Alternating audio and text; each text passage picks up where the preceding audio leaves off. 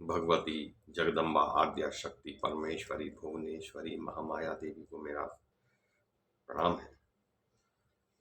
हम देवी भागवत पुराण में भगवती देवी जगदम्बा की कथाओं का श्रवण कर रहे हैं, जिससे ये पता चलता है कि देवी एक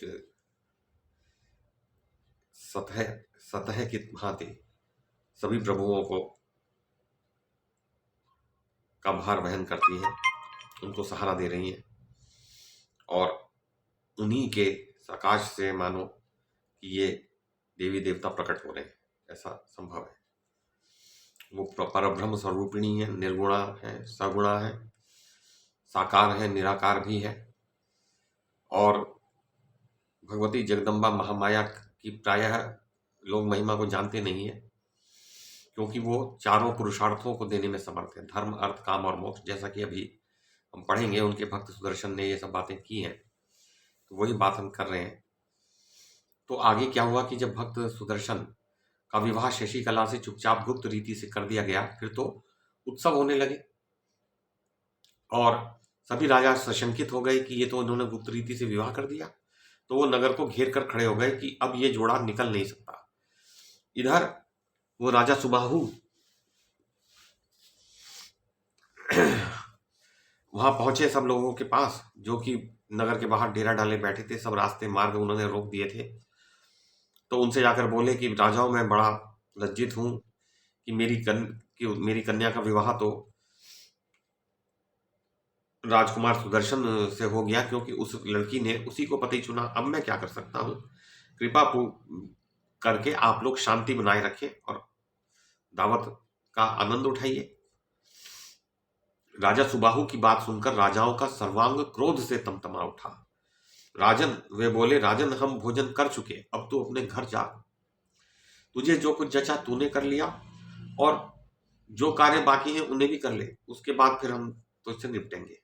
अब उन्होंने सोच लिया कि इसको करने दो, इन सबको हम मार डालेंगे, ये बचेंगे तो है नहीं, क्योंकि इतनी बड़ी 63 अक्षौहिणी सेनाएं, महाभारत में 18 अक्षौहिणी दोनों पक्षों की मिला के थे, उसकी भी 3.5 गुना सेनाएं चारों ओर से नगर का डेरा डाले हुए हैं, तो बचने की संभावना क्या है? इसलिए वो राजा निश्चिंत होकर बैठे हुए हैं। तो वो कह रहे हैं, अब वो राजा सुबाहु जो है बड़े चिंता में पड़ गए और वो अपने घर आए बड़े खोए खोए से और बड़ी चिंतित। तो उसके बाद राजा सुबाहु आए और उन्होंने शेष विधियां पूरी की। 6 दिन तक वो सुदर्शन को प्रीति भोज देने में व्यस्त रहे।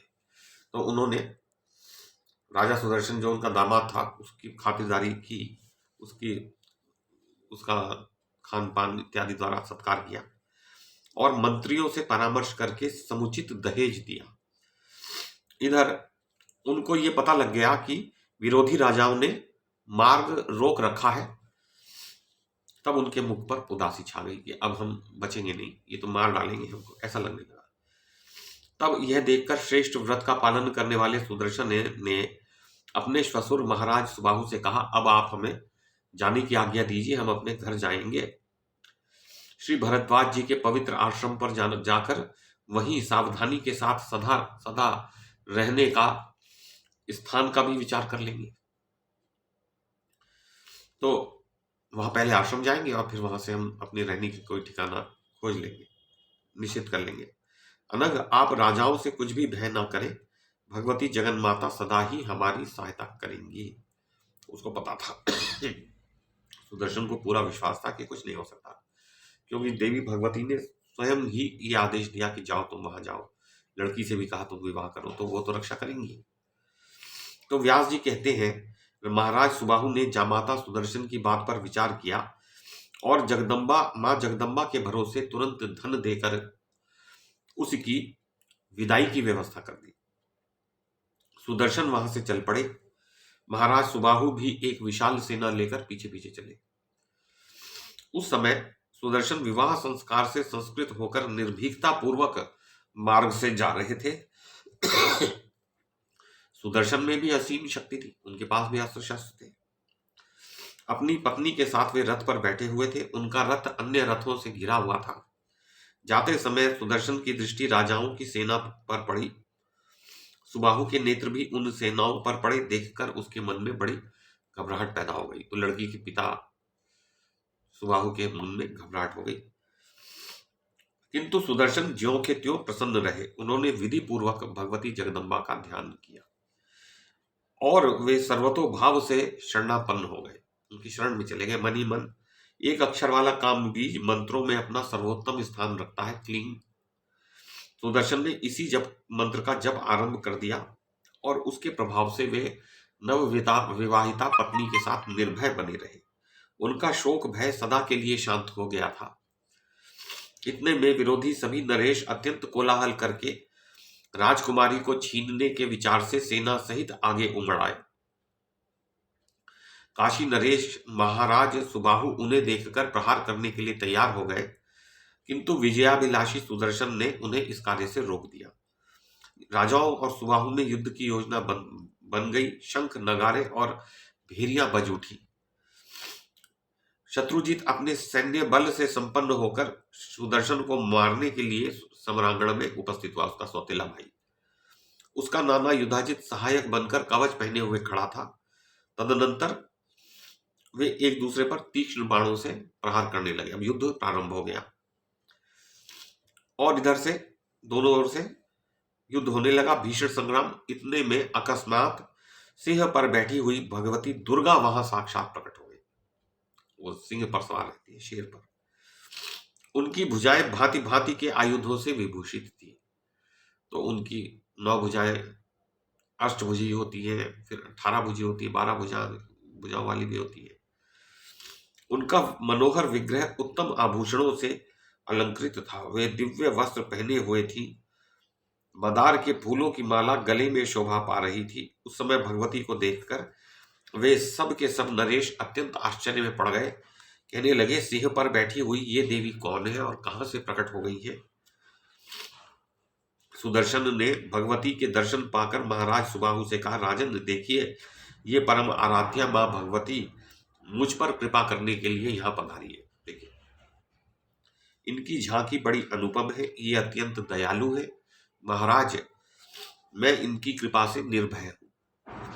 तत्पश्चात सुदर्शन और सुबाहु दोनों निर्भय होकर प्रसन्न वदना भगवती दुर्गा का दर्शन करके प्रसन्नता पूर्वक उन्हें प्रणाम करने लगे। सिंह बड़े जोर से गर्ज उठा।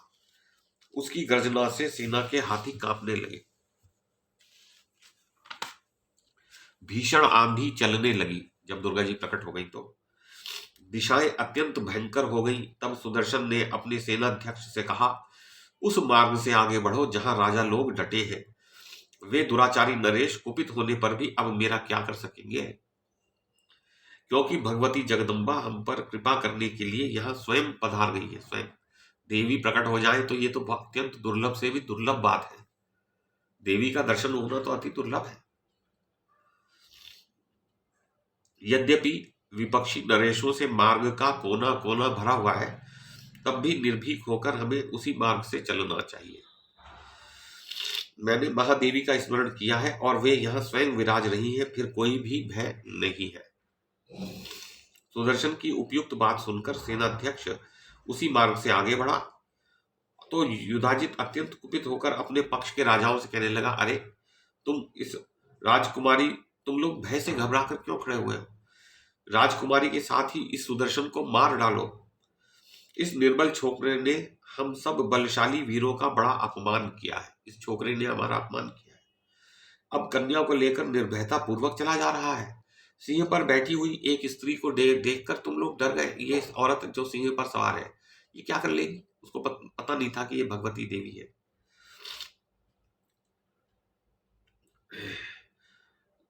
महाभागो, इसको राजकुमार को मार डालने के पश्चात सुंदर भूषणों से विभूषित इस कन्या को छीन लिया जाएगा। सिंह के भाग को पाने का अधिकारी सियार कैसे हो सकता है? तो अभी भी उसको अकल नहीं आई, वो मूर्ख बना रहा। उसने ये नहीं समझा ये देवी जगदम्बा दुर्गा जी है तो उसे शरणागत हो जाना चाहिए। नहीं, तब भी वो लड़ने को तैयार है। तो युद्ध चलने लगा। भगवती दुर्गा को क्रोध आ गया। उन्होंने युधाजित को लक्ष्य करके बाण बरसाने आरंभ कर दिए। उस समय भगवती जगदम्बा अनेक रूपों से विराजमान थी। कई रूपों में वो प्रकट हो गई। उन्होंने अपने हाथों में तरह तरह के आयुध धारण कर रखे थे। अत्यंत भयंकर युद्ध हुआ। कुछ देर में ही युधाजित और शत्रुजित दोनों अपने रथ से गिर पड़े और उनकी जीवन लीला समाप्त हो गई, दोनों मर गए। युधाजित और शत्रुजित जब दोनों युद्ध में काम आ गए तब अन्य सभी राजाओं को बड़ा आश्चर्य हुआ। उनका निधन देखकर सुबाहु के आनंद की सीमा नहीं रही और वे दुख दूर करने वाली भगवती जगदम्बा की स्तुति करने लगे। अब वो क्या स्तुति करते हैं ये हम कल पढ़ेंगे। भगवती की स्तुति हमें आनी चाहिए कि उनकी स्तुति कैसे की जा सकती है, लोगों ने किस प्रकार से उनकी स्तुतियां की है, उनकी प्रशंसा, उनकी महत्ता दर्शाई है। तो मैं भगवती जगदम्बा आद्य शक्ति महामाया को प्रणाम करता हूँ।